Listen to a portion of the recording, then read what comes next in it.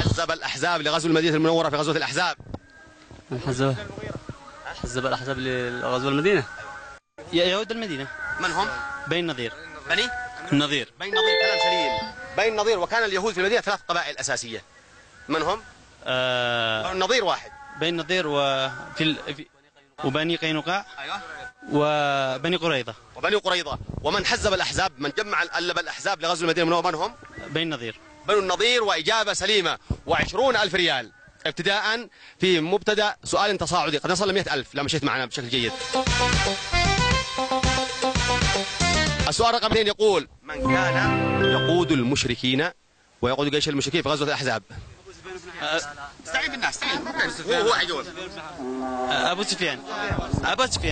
سفيان بن حرب. أبو سفيان بن حرب. وإجابة سليمة. و20,000 ريال إضافية. معك 40,000 ريال. عن واصل ممكن نوصل ل 100 إذا أجبت إجابة سليمة. السؤال رقم 3 يقول: كيف قسم رسول الله صلى الله عليه وسلم مهمة حفر الخندق بين المسلمين؟ هو وزعها إلى أعمال أو إلى مسؤوليات معينة، كيف قسمها؟ ونعطي 20,000 ريال إضافية كمان. قسمها إلى مجموعات. كيف؟ معذرة لا، لم يعطينا إجابة. قسمها كل 40 ذراعا من مساحة الخندق أعطاها ل10 أشخاص. ومعذرة راح عليك السؤال رقم 3 لكن بقي 40.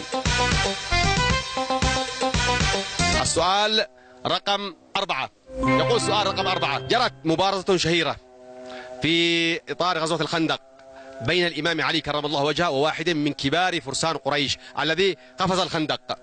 من هو؟ لا ايش اسمع منه، هو يجاوب. عمرو بن استعين من حوله. عمرو بن ود العامري. عمرو بن ود العامري. وإجابة سليمة. و20,000 ريال إضافية. أصبح مع أخينا كم؟ 60,000. أصبح مع أخينا 60,000 ريال.